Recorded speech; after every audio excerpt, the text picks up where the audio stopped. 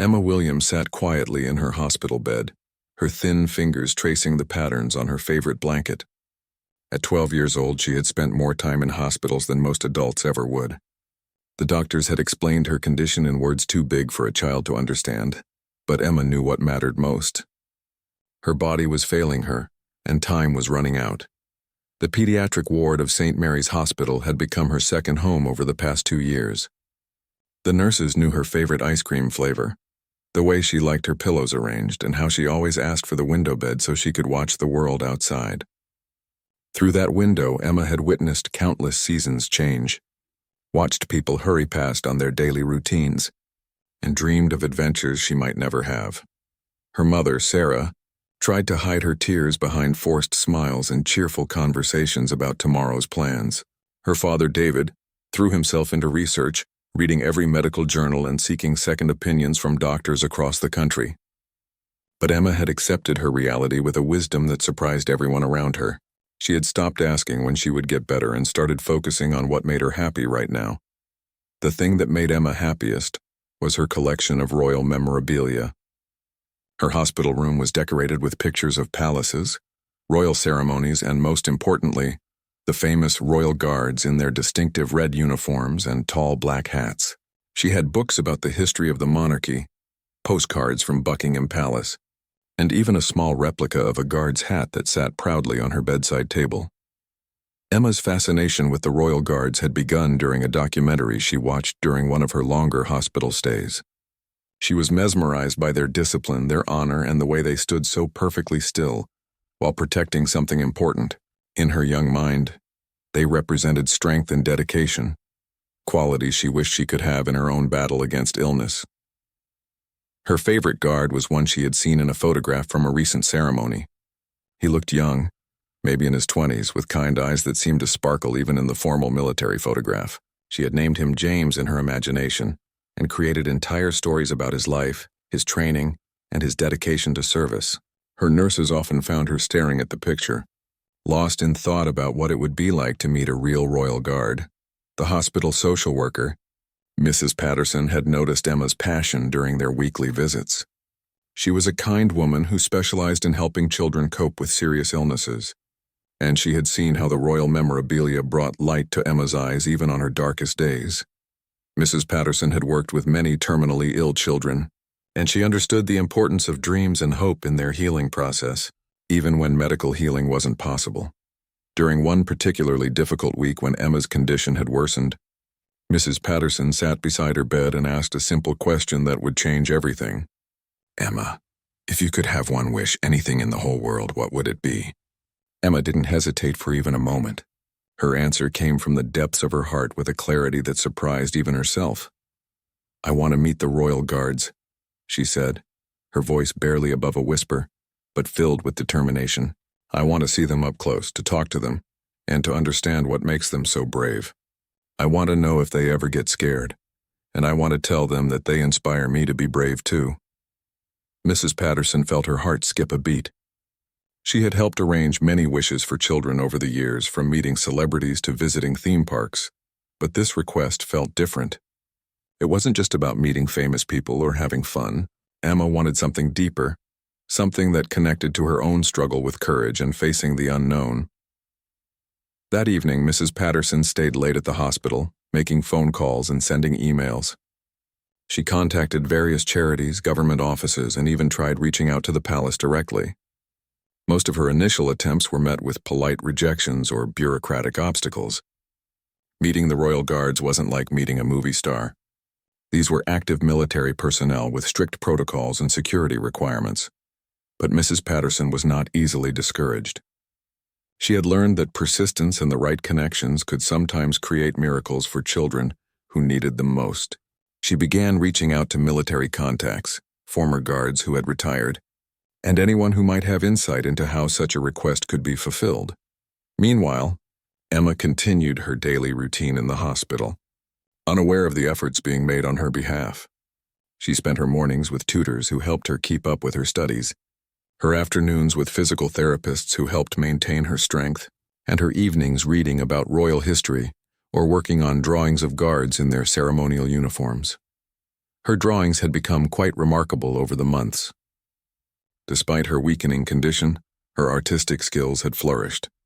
She could capture the precise details of the guards' uniforms, the exact angle of their hats, and even the expressions on their faces during different ceremonies. The hospital staff often stopped by just to admire her latest artwork.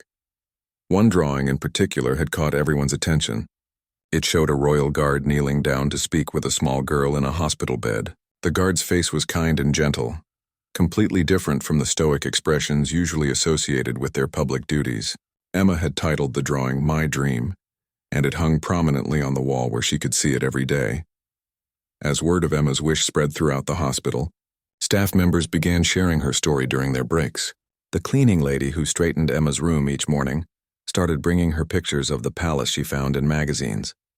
The cafeteria workers saved special treats for her, often shaped like crowns or decorated with royal colors. Even the hospital administrators, who usually stayed focused on budgets and policies, found themselves touched by the young girl's simple but profound wish. Dr. Rebecca Chen, Emma's primary oncologist, had watched the transformation in her patient since Mrs. Patterson had begun working on the Royal Guard request. Even though Emma didn't know about the efforts being made, having something to hope for had visibly improved her spirits. Her appetite had increased slightly. She participated more actively in her physical therapy, and she had even started planning what she would say if she ever got the chance to meet a real guard. The medical team knew that Emma's condition was terminal, and they estimated she had perhaps 6 months remaining. This knowledge made Mrs. Patterson's mission feel even more urgent, but it also made the potential obstacles seem more daunting. Time was not on their side, and the bureaucracy involved in arranging such an unusual meeting could take months to navigate. 3 weeks after Emma's wish was first shared, Mrs. Patterson received an unexpected phone call that would change the course of everything. The caller introduced himself as Sergeant Major Thompson from the Household Division, the elite military unit responsible for the Royal Guards. His voice was formal but warm, and Mrs. Patterson could hardly believe what she was hearing. "We've received your request regarding young Emma Williams," Sergeant Major Thompson explained. "While we don't typically arrange private meetings, Emma's story has reached some very important people. We'd like to explore what might be possible." Mrs. Patterson's hands trembled as she took notes, hardly daring to believe that Emma's dream might actually come true. The conversation that followed was both encouraging and complicated. Sergeant Major Thompson explained that any meeting would require extensive security clearances, medical approvals, and coordination with multiple departments.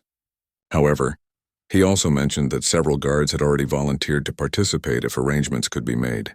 The sincerity in his voice suggested that this wasn't just a courtesy call, but a genuine effort to help a sick child.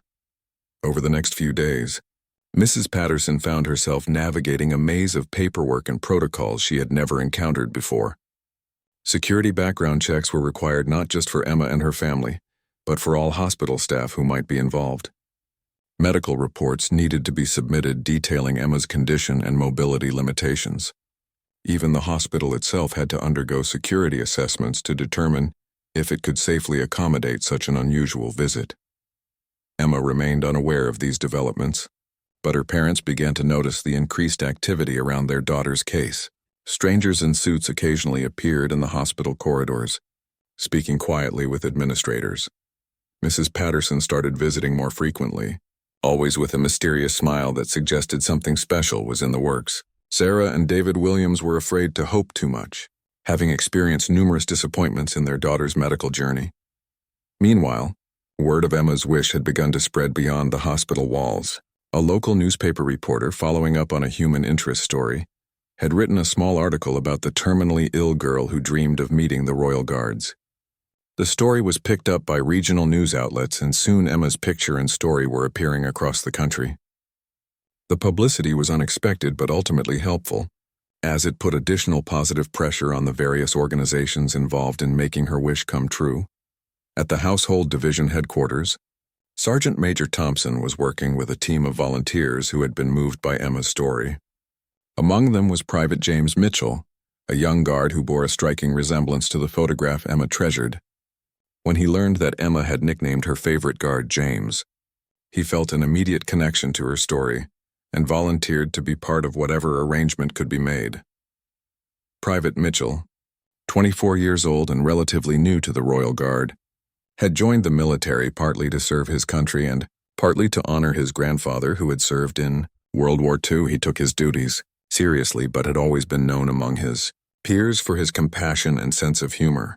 When he saw Emma's drawing titled My Dream, he was deeply moved by the image of a guard kneeling to speak with a sick child. The security clearance process took nearly 2 weeks, during which Emma's condition fluctuated. Some days she felt strong enough to walk around the hospital ward, while other days she barely had energy to sit up in bed. Her medical team worked carefully to manage her symptoms while hoping she would be well enough to participate in whatever surprise was being planned. Dr. Chen found herself in the unusual position of coordinating with military officials about her patient's care. The guards needed to understand Emma's limitations and medical needs, while the medical team needed to ensure that any excitement or activity wouldn't endanger her health. It was a delicate balance that required constant communication between parties who had never worked together before. As the arrangements progressed, Mrs. Patterson finally received approval to tell Emma's parents about the developing plans. Sarah Williams broke down in tears when she learned that actual royal guards were planning to visit her daughter.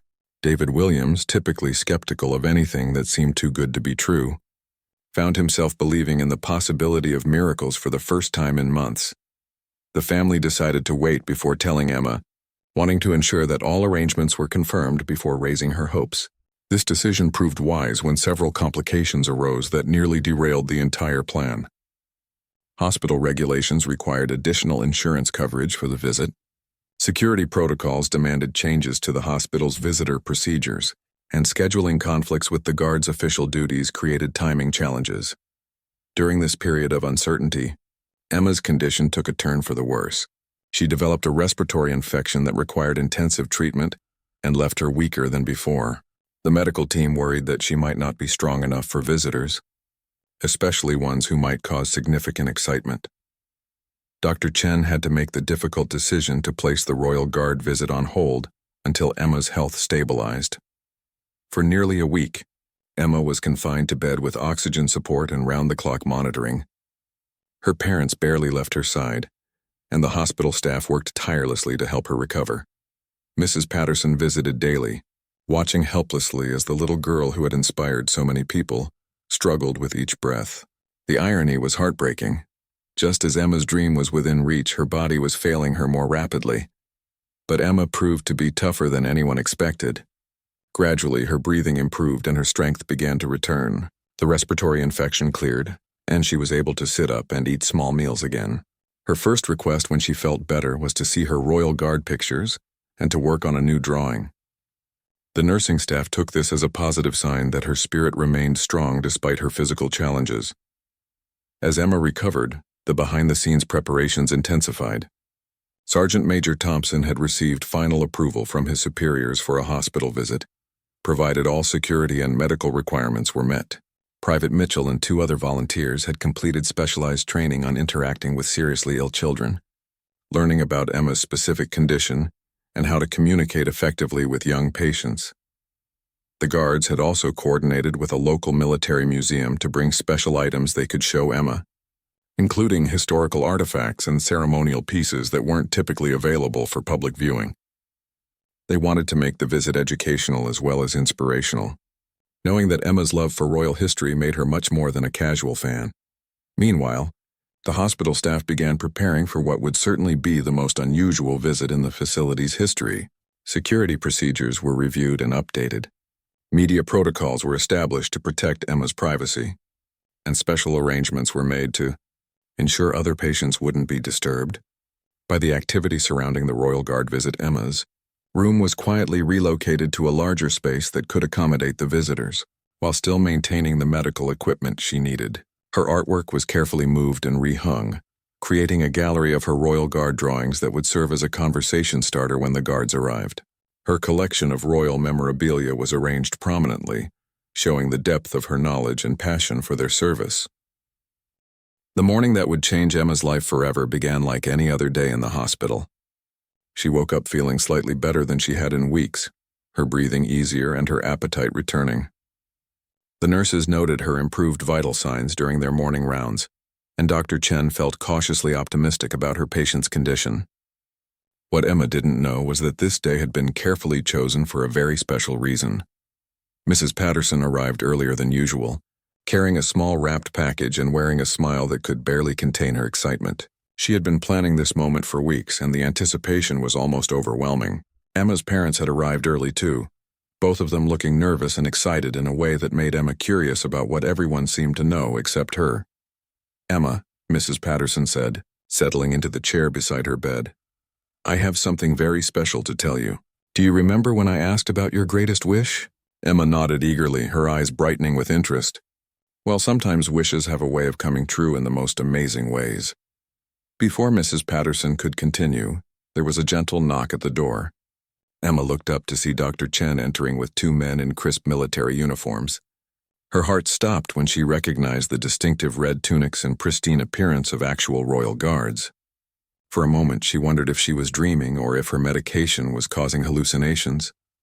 "Emma Williams," said the taller of the two men, stepping forward with a warm smile. "I'm Sergeant Major Thompson, and this is Private Mitchell. We've heard that you're quite an expert on the Royal Guards, and we've come to meet the young lady who knows so much about us." Emma's mouth opened, but no words came out. She looked from the guards to her parents to Mrs. Patterson, trying to understand how this impossible moment was actually happening. Private Mitchell, the young guard who looked remarkably like the man in her favorite photograph, approached her bed and knelt down so they were at eye level. "I understand you've been drawing pictures of us," he said gently. "We'd be honored to see your artwork if you'd like to show us." Emma found her voice and pointed shakily toward the wall where her drawings hung. The two guards studied each picture carefully, making genuine comments about her attention to detail and artistic skill. "This one is incredible," Sergeant Major Thompson said, pointing to her drawing titled, "My Dream." "You captured the ceremonial uniform perfectly, and the expression on the guard's face shows real understanding of what we try to represent." Emma beamed with pride, feeling her initial shock transform into pure joy. Private Mitchell pulled up a chair beside her bed, and Emma noticed that he was exactly as she had imagined her photograph guard would be in person. His eyes were kind, his smile was genuine, and despite his formal military bearing, he spoke to her as if she were an important person deserving of his full attention. "I have to ask," Private Mitchell said with a conspiratorial whisper, "how did you know that my name is actually James? When they told me you had named your favorite guard James, I nearly fell over in surprise." Emma's eyes widened in amazement. The coincidence seemed too perfect to be real, yet here was James Mitchell, sitting beside her bed and confirming that dreams could indeed come true in the most unexpected ways. The next hour passed like a wonderful dream. The guards had brought several special items to show Emma, including a spare bearskin hat that she was allowed to try on, ceremonial medals that told stories of historical battles, and photographs from recent royal ceremonies that hadn't been released to the public. Emma asked dozens of questions about their training, their daily routines, and what it felt like to protect the royal family.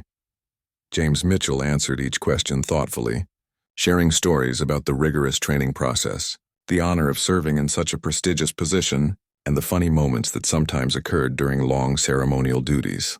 He explained how guards learned to stand motionless for hours, how they dealt with tourists trying to make them laugh, and how proud they felt to be part of such an ancient tradition. "But I have to tell you something." "Emma," James said, his voice becoming more serious, "after hearing your story and seeing your drawings, I think you're braver than any royal guard I know. We train our bodies to be strong and our minds to be disciplined, but you've been fighting a battle that requires a different kind of courage altogether." Emma felt tears forming in her eyes, but they were tears of happiness rather than sadness. For so long, she had felt weak and helpless, defined by her illness rather than her strength. To hear a real royal guard call her brave was more meaningful than any medicine or treatment she had received.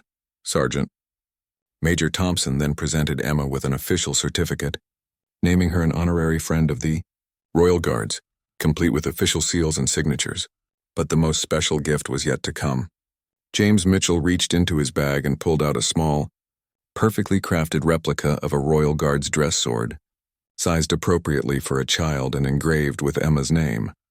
"This is for the bravest person I've ever met," he said, placing the sword gently in her hands.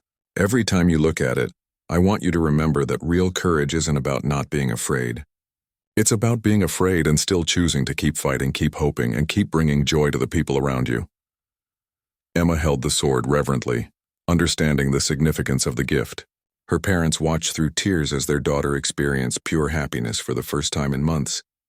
Mrs. Patterson documented every moment with photographs, knowing that these images would become precious memories for Emma, an inspiration for other children facing similar challenges. As the visit continued, Emma showed the guards her extensive collection of royal memorabilia, explaining the history behind each piece with the expertise of a true enthusiast. The guards were genuinely impressed by her knowledge, and James Mitchell later admitted that she knew details about royal ceremonies that even some active guards didn't remember. The conversation turned to Emma's artwork, and she shyly showed them a new drawing she had been working on. This one depicted a royal guard visiting a sick child in a hospital bed, and the resemblance to their actual meeting was uncanny.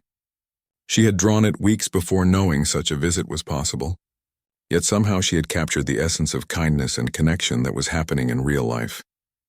"Emma," Sergeant Major Thompson said, studying the drawing carefully, "would you be willing to let us take this back to headquarters? I think the other guards would be honored to see how you've portrayed us, and it might inspire them to remember why we serve." Emma nodded eagerly, thrilled that her artwork might hang in a real military facility. The guards spent additional time answering questions from Emma's parents and the hospital staff, explaining their training process and sharing insights about military life. They were particularly moved by the dedication of the medical team caring for Emma, drawing parallels between their own service to the Crown and the hospital staff service to healing and hope. As the visit began to wind down, James Mitchell made a promise that would extend the magic of this day far beyond the hospital room.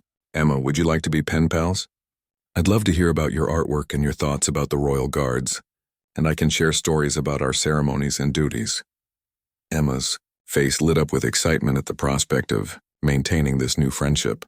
The guards presented the hospital with a framed photograph of themselves with Emma, signed by both men and inscribed with thanks for the care they provided to brave children like her. They also left contact information for Mrs. Patterson, suggesting that other sick children might benefit from similar visits if circumstances allowed. The days following the Royal Guard's visit transformed Emma's world in ways that surprised everyone around her. The little girl who had been quietly accepting her fate suddenly burst with new energy and purpose. She began each morning by polishing her ceremonial sword replica and reading the certificate that named her an honorary friend of the Royal Guards. Her appetite improved dramatically, and she participated more actively in her physical therapy sessions. James Mitchell kept his promise about becoming pen pals, and Emma received her first letter from him just 4 days after their meeting. Written on official Royal Guard letterhead, the letter described a recent changing of the guard ceremony and included a photograph of James in full ceremonial dress. Emma treasured every word and immediately began composing her response, sharing details about her artwork and asking dozens of questions about royal protocols. The correspondence between Emma and James quickly became the highlight of both their weeks. James would write about the funny incidents that occurred during tourist season, the intensive training exercises the guards performed, and the honor he felt serving in such a prestigious position. Emma shared her drawings, her thoughts about courage and service, and her observations about the similarities between royal guards and hospital workers. Word of Emma's story had continued to spread through media coverage, and the hospital began receiving letters and packages from people around the world who had been touched by her journey. Children from other hospitals sent artwork, adults shared stories of their own dreams that had come true, and military families expressed gratitude for Emma's appreciation of service members. Dr. Chen observed remarkable changes in Emma's overall condition during this period. While her underlying illness remained terminal, her improved spirit seemed to be positively affecting her physical health. She was experiencing fewer pain episodes, sleeping better at night, and showing increased interest in learning and activities. The medical team knew that hope and happiness could indeed impact a patient's quality of life. But Emma's transformation exceeded their expectations. Emma's parents, Sarah and David, found themselves experiencing emotions they hadn't felt in months. Watching their daughter's face light up when discussing the Royal Guards or Working on her correspondence with James reminded them of the vibrant, curious child she had been before her diagnosis. They began planning special activities around Emma's interests, visiting military museums and researching royal history together. Mrs. Patterson used Emma's story as inspiration for other children in the hospital, showing them that dreams could come true in unexpected ways. She began reaching out to various organizations to explore similar opportunities for other young patients, discovering that Emma's experience had opened doors that had previously seemed impossible to access. 3 weeks after the initial visit, Emma received another surprise that left her speechless. James Mitchell called the hospital to speak with her directly, explaining that he had been granted permission to invite Emma and her family to witness a real changing of the guard ceremony. The invitation came with royal approval and all necessary arrangements for Emma's medical needs during the outing. The prospect of seeing the ceremony she had only read about and watched on television seemed too wonderful to be true. Dr. Chen carefully evaluated Emma's condition and determined that with proper medical support and transportation, the excursion could be safely managed. Arrangements were made for a special medical vehicle, portable oxygen equipment, and a nurse to accompany the family. Emma spent days preparing for the ceremony, studying the precise protocols and timing involved in the changing of the guard. She practiced identifying different ranks and understanding the significance of various movements and commands. James had sent her detailed explanations of what to expect, and she felt prepared to appreciate every moment of the experience. The morning of the ceremony arrived with perfect weather, and Emma feeling stronger than she had in weeks. Dressed in her best clothes and wearing a small pin James had sent featuring the Royal Guard insignia, she looked every bit the honored guest she was about to become. Her parents had prepared a wheelchair for the outing, but Emma insisted on walking as much as possible to show her respect for the occasion. The journey to the ceremony location was filled with excitement and nervous anticipation. Emma watched out the vehicle windows as they approached the historic buildings where the guards performed their duties, trying to imagine James and his colleagues going through their daily routines in such magnificent surroundings.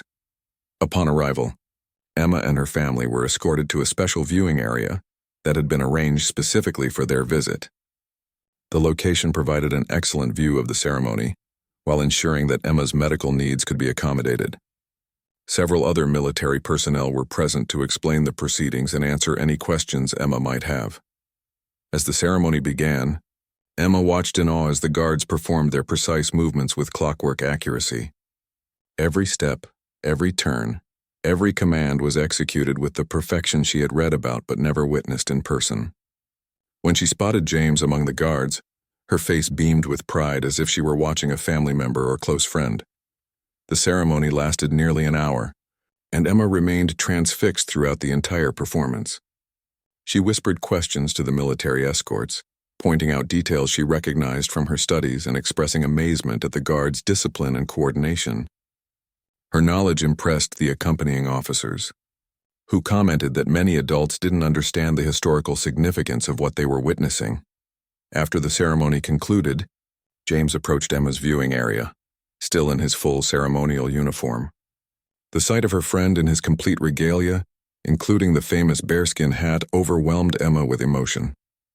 She had seen pictures and held replica items, but witnessing the full majesty of the Royal Guard uniform during an actual ceremony was beyond her wildest dreams. "What did you think?" James asked, kneeling beside her wheelchair so they could speak at eye level. Emma struggled to find words adequate to express her feelings, finally settling on a simple but heartfelt response. "It was the most beautiful thing I've ever seen. You all looked like heroes from a fairy tale, but real heroes who protect important things." James introduced Emma to several other guards who had participated in the ceremony, each of whom had heard her story and wanted to meet the young girl who had brought so much attention to their service. They shared stories about their training, their pride in their duties, and their gratitude for Emma's appreciation of their work. The guards presented Emma with additional mementos from the ceremony, including a program signed by all the participants and a small piece of fabric from a retiring ceremonial flag. These items would join her growing collection of Royal Guard memorabilia, but they held special significance because she had witnessed the ceremony where they were used. As the visit concluded, James made another promise that would extend Emma's connection to the Royal Guards even further.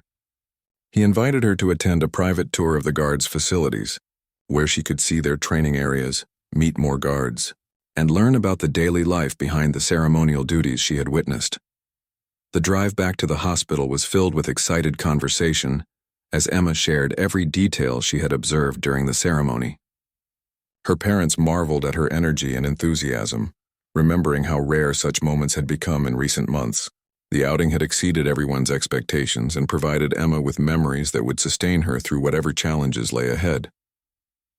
That evening, Emma began working on her most ambitious artwork yet, a detailed drawing of the changing of the guard ceremony she had witnessed.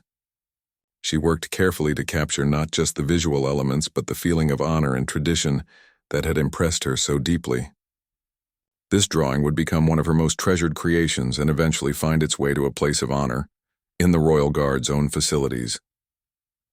2 weeks after witnessing the changing of the guard ceremony, Emma received news that would create the most extraordinary chapter of her remarkable journey.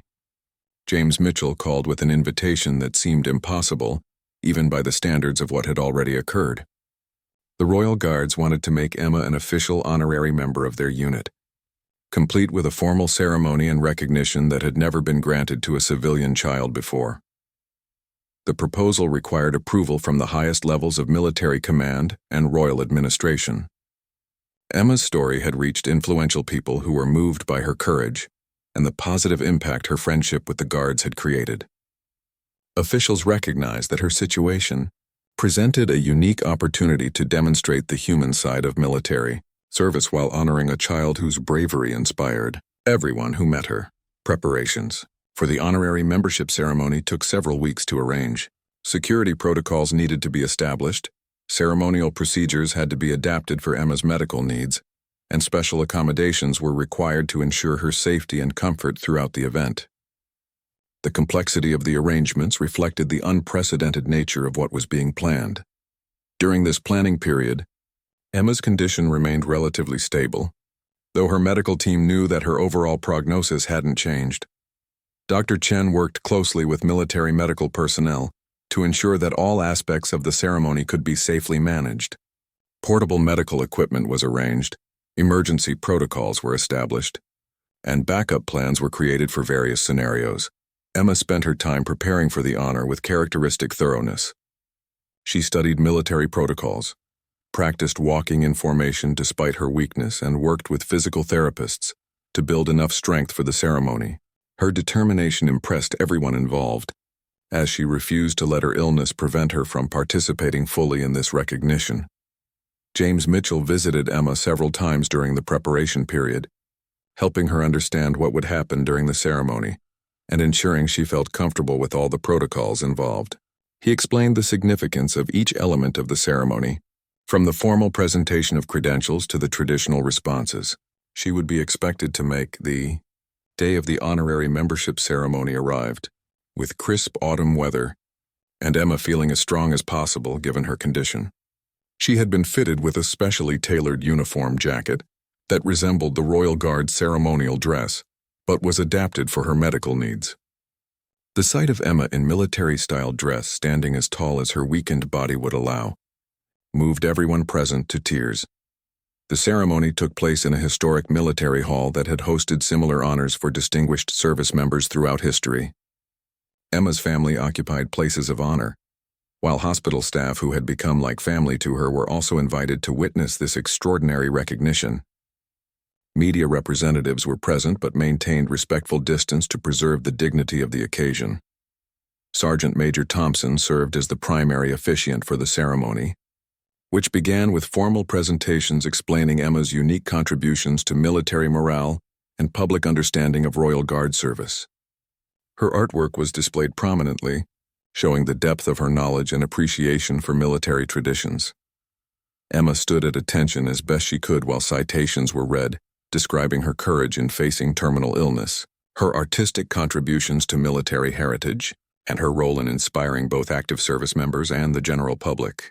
The formal language of military commendation seemed surreal when applied to a 12-year-old girl, yet perfectly appropriate given the extraordinary circumstances.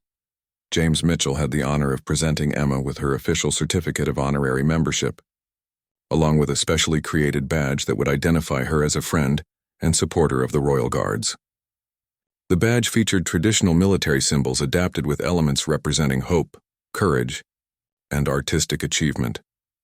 The most moving moment of the ceremony came when Emma was invited to inspect an honor guard composed of the same men who had first visited her in the hospital. She walked slowly down the line of guards, each of whom stood at perfect attention, while she examined their uniforms and equipment with the expert eye she had developed through months of study. At the conclusion of the inspection, Emma was asked to address the assembled group. Her voice was quiet but clear as she spoke from her heart about what the Royal Guards had meant to her during the most difficult period of her life. She thanked them for showing her that courage came in many forms and for treating her as someone worthy of their time and attention. "You taught me that being brave doesn't mean you're not scared," Emma said, her words carrying the wisdom of someone far beyond her years. "It means you do the right thing even when you are scared. You protected me from feeling alone and gave me something beautiful to think about when everything else was frightening." Following Emma's remarks, the ceremony concluded with a traditional military salute in her honor. The sight of trained Royal Guards saluting eternally, Ilchild created a moment of profound respect and emotion that would be remembered by everyone present for the rest of their lives. After the formal ceremony, Emma was given a private tour of military facilities that were normally off-limits to civilians. She saw training areas where guards practiced their ceremonial movements, equipment rooms where their uniforms and weapons were maintained, and historical displays that documented centuries of Royal Guard service. The Guards had prepared a special exhibition featuring Emma's artwork alongside historical military artifacts, creating a display that honored both traditional service and contemporary inspiration. Her drawings were professionally framed and would remain permanently displayed in the facility as a reminder of the young girl who had touched so many lives. Emma's favorite part of the tour was meeting other guards who had heard her story but hadn't previously had the opportunity to meet her personally. Each had been inspired by her courage, and many had requested copies of her artwork to display in their personal quarters. The respect and admiration they showed her was genuine and profound.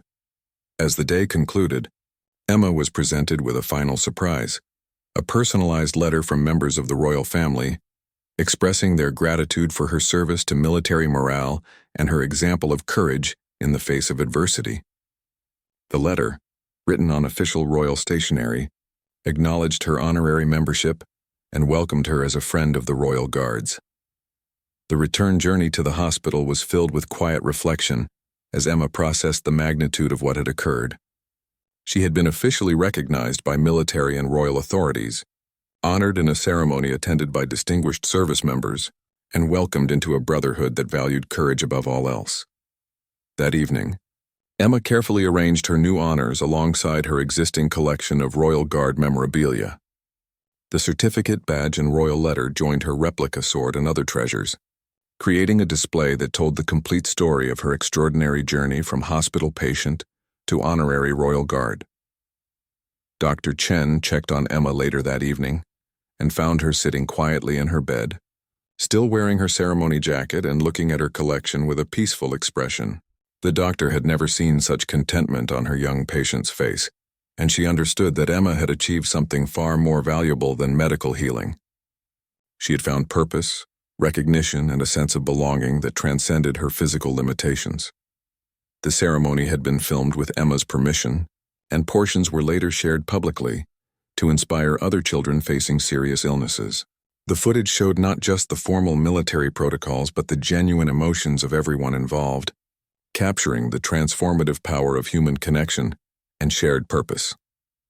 James Mitchell continued his correspondence with Emma after the ceremony, but their letters now carried the added dimension of her official status as an honorary Guard member. He shared details about Guard duties and training that were normally restricted information, trusting Emma with insights into military life that reflected her new position within their community. News of Emma's honorary membership spread internationally, inspiring similar programs in other countries where military units began reaching out to seriously ill children. The Royal Guards received requests from hospitals around the world, asking for guidance on how to create meaningful connections. Between service members and young patients, Emma's story also inspired other children in her own hospital to pursue their dreams more actively. Mrs. Patterson found herself busier than ever as young patients requested help connecting with their heroes, whether they were astronauts, athletes, or artists. Emma's example had shown that seemingly impossible dreams could become reality with the right support and determination. The honorary membership ceremony marked a turning point in Emma's illness journey, not because her medical condition improved, but because she had found a way to create meaning and legacy that extended far beyond her own situation. She had become a symbol of courage that would inspire others long after her personal battle was over. As autumn progressed into winter, Emma continued to fulfill her role as an honorary royal guard with the same dedication she had shown in pursuing her original dream. She wrote letters to other sick children, sharing her story and encouraging them to believe in the possibility of their own dreams coming true. The bonds forged between Emma and the Royal Guards had created something unprecedented in military tradition. A terminally ill child had been welcomed into one of the most exclusive and prestigious military units in the world, not because of her physical strength or military training, but because of her courage, character, and ability to inspire others. The ceremony had given Emma a new identity that coexisted with her illness but wasn't defined by it. She was no longer just a sick child in a hospital bed, but an honorary member of an elite military unit whose courage had been formally recognized and celebrated. This transformation would carry her through whatever challenges lay ahead with dignity and purpose. Winter brought both challenges and unexpected joys to Emma's journey as an honorary royal guard. Her physical condition began to decline more noticeably, requiring increased medical support and limiting her mobility. However, her spirit remained strong, fueled by her continuing correspondence with James Mitchell and her new role as an inspiration to other children facing serious illnesses. The Royal Guards had not forgotten their newest member, and they found creative ways to include Emma in their activities despite her hospitalization. James arranged for her to participate in planning sessions for ceremonial events through video calls, asking for her artistic input on uniform modifications and seeking her historical knowledge about traditional protocols. These consultations made Emma feel valued as a genuine contributor, rather than just an honorary title holder. Emma's artwork had evolved during this period, incorporating elements from her direct experiences with the Royal Guards. Her drawings now depicted not just the formal ceremonial aspects she had originally admired, but the human connections and friendships that had developed. One particularly moving piece showed guards visiting sick children in hospitals around the world, reflecting the program that had begun to spread internationally. The hospital had become a destination for visitors who had heard Emma's story and wanted to meet the young girl who had captured the attention of military and royal authorities. Emma received guests graciously, sharing her collection and explaining the significance of her Royal Guard memorabilia with the expertise of a museum curator. These visits gave her purpose and energy, even on days when her physical condition made normal activities difficult. James Mitchell's letters continued to arrive regularly, now including updates about other children the Royal Guards had begun visiting in hospitals across the country. Emma had inadvertently started a movement that was bringing joy to hundreds of seriously ill children, and she took great pride in knowing that her dream had created opportunities for other young patients to experience similar magic. One particularly cold December morning, Emma received news that would create yet another extraordinary chapter in her story. The Royal Guards wanted to establish a permanent memorial in her honor, recognizing her contributions to military morale and her role in inspiring the new program of hospital visits. The memorial would be located at their headquarters and would include a permanent display of her artwork alongside traditional military artifacts. The proposal for Emma's memorial was unprecedented, as such honors were typically reserved for deceased service members who had made significant military contributions. However, officials recognized that Emma's impact on military culture and public understanding of service exceeded traditional categories. Her influence had created positive changes that would continue long after her own battle was over. Emma's parents struggled with mixed emotions about the memorial proposal. While they were deeply honored by the recognition their daughter would receive, the permanent nature of the memorial forced them to confront the reality that Emma's time was limited. They ultimately agreed to the memorial, understanding that it would ensure Emma's legacy would inspire future generations. Preparations for the memorial began immediately, with Emma actively participating in the design process despite her weakening condition. She selected which pieces of her artwork would be included, wrote descriptions explaining the inspiration behind each drawing, and recorded video messages that would be part of the permanent display. Her involvement ensured that the memorial would accurately reflect her personality and values. During this period, Emma also began working on what would become her final and most significant artistic project, a comprehensive guide to Royal Guard history and traditions, illustrated with her own drawings and written in language that would be accessible to children. The project combined her artistic talents with her extensive knowledge, creating an educational resource that would serve as a lasting contribution to military heritage. James Mitchell visited Emma more frequently during the memorial preparation period, helping her organize her thoughts and ensuring that her voice would be preserved accurately in the permanent display. Their friendship had deepened beyond the initial inspiration that brought them together, evolving into a genuine bond between two people who had profoundly influenced each other's lives. The Royal Guards organized special events during the holiday season to honor Emma and the other children who had been touched by the hospital visitation program. These celebrations brought together families from across the country whose children had met guards through the initiative Emma had inspired. Emma attended virtually when her condition prevented physical participation, maintaining her connections with the community she had helped create. Emma's influence extended beyond the military community during this period. Her story had been featured in educational curricula about courage and perseverance, and children in schools around the world were learning about the terminally ill girl who had become an honorary Royal Guard. Letters arrived daily from young people who had been inspired by her example to pursue their own dreams despite obstacles. The hospital staff observed remarkable changes in Emma's approach to her illness during this period. Rather than focusing on her physical limitations, she concentrated on the legacy she was creating and the positive impact her story was having on others. This shift in perspective seemed to give her strength and purpose that transcended her medical condition. Dr. Chen documented Emma's case as an example of how hope, purpose, and community support could dramatically improve quality of life for terminally ill patients. Emma's experience was being studied by medical professionals who wanted to understand how similar programs might benefit other young patients facing serious illnesses.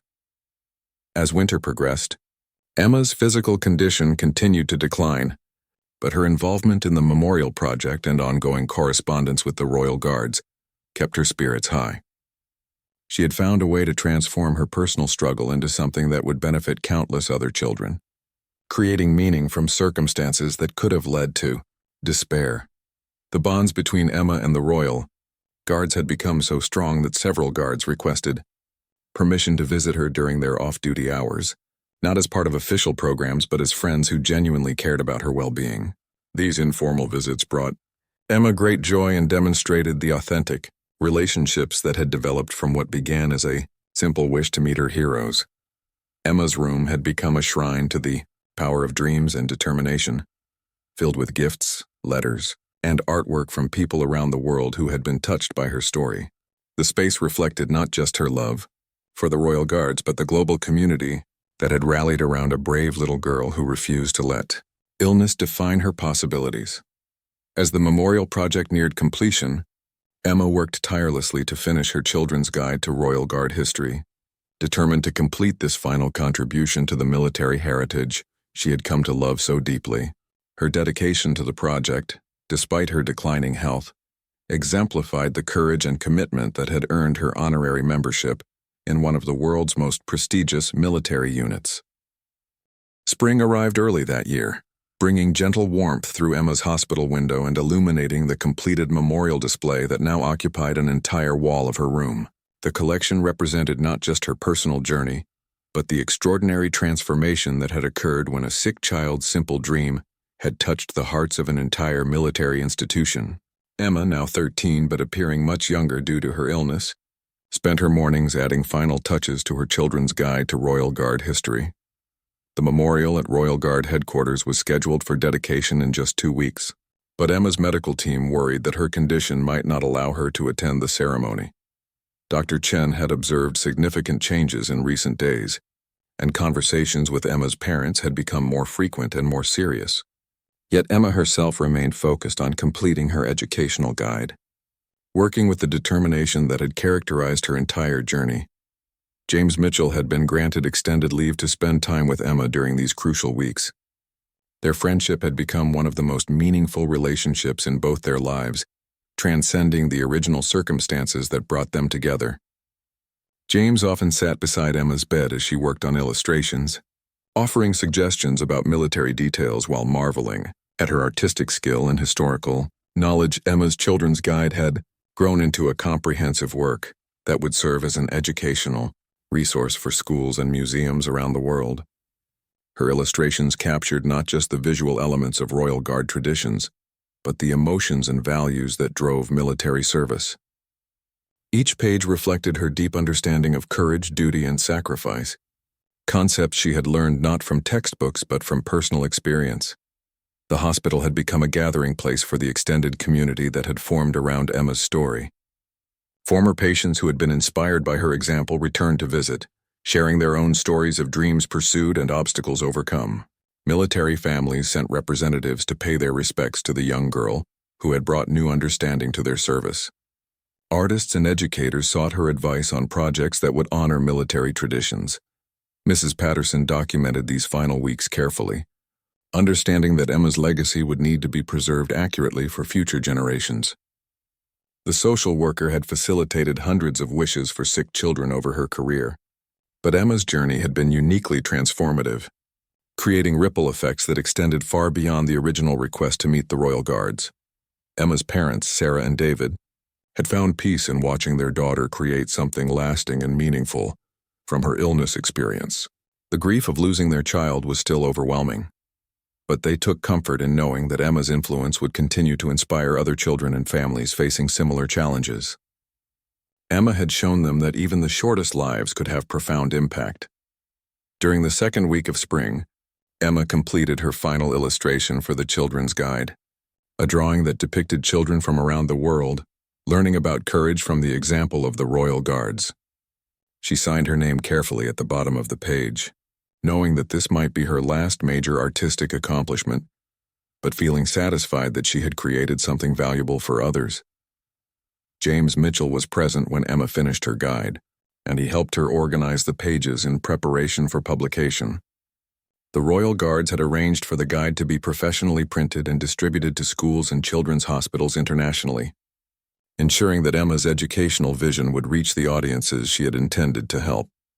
3 days before the memorial dedication ceremony, Emma experienced a significant decline in her condition that required intensive medical intervention. Dr. Chen worked around the clock to stabilize her patient, knowing that attending the memorial ceremony was Emma's final major goal. The medical team collaborated with military officials to develop contingency plans that would allow Emma to participate in the ceremony regardless of her physical limitations. Emma rallied with the same determination she had shown throughout her journey, managing to stabilize enough that her doctors cautiously approved her attendance at the memorial ceremony. Special medical transport was arranged, portable life support equipment was prepared, and a team of medical professionals would accompany her to ensure her safety throughout the event. The memorial dedication ceremony took place on a beautiful spring morning at Royal Guard headquarters, attended by military officials, royal representatives, Emma's extended hospital family, and children from around the world who had been inspired by her story. Emma arrived in a specially equipped medical transport, wearing her honorary guard jacket and the badge that identified her as a friend of the Royal Guards. The memorial itself exceeded everyone's expectations, featuring a permanent display of Emma's artwork alongside historical military artifacts in a setting that honored both traditional service and contemporary inspiration. Her children's guide was prominently featured, with copies available for visitors to take home.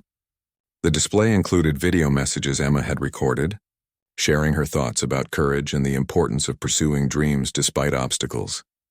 Sergeant Major Thompson delivered the dedication address, explaining how a terminally ill child's simple wish to meet the Royal Guards had evolved into a program that was now helping sick children in dozens of countries. He credited Emma with transforming military understanding of community service and creating a legacy that would inspire future generations of both service members and civilians. Emma was given the honor of unveiling the memorial plaque, which read, "Dedicated to Emma Williams, Honorary Royal Guard, whose courage in the face of terminal illness inspired a military institution and countless children around the world." Her legacy reminds us that true bravery comes not from the absence of fear, but from the determination to serve others despite our own challenges.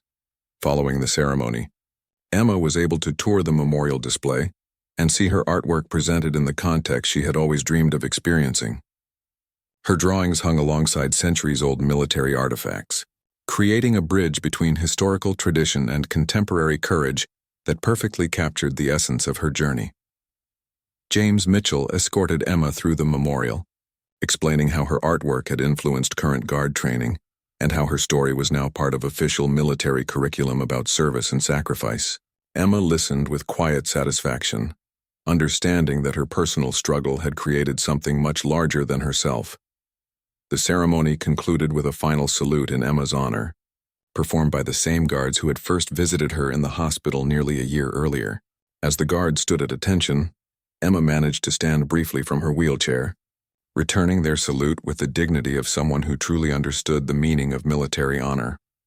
Emma passed away peacefully 2 weeks after the memorial dedication, surrounded by her family and with James Mitchell present as the friend he had become. Her final words expressed gratitude for the magical journey that had transformed her illness experience into something beautiful and meaningful. She had lived long enough to see her dreams not just fulfilled, but expanded into a legacy that would help other children for generations to come. The Royal Guards honored Emma with a full military memorial service, the first ever conducted for a civilian child. Representatives from hospitals and schools around the world attended to pay their respects to the young girl, whose courage had touched so many lives. Her children's guide was officially released at the service, ensuring that her educational vision would continue to inspire young people to learn about service, courage, and the power of pursuing dreams despite obstacles. Emma's story became a permanent part of Royal Guard tradition, shared with every new recruit as an example of the unexpected ways that military service can impact civilian lives. Her memorial remained a popular destination for visitors who wanted to understand how one child's simple wish had created a movement that spread around the world, proving that the smallest dreams can sometimes create the most profound changes.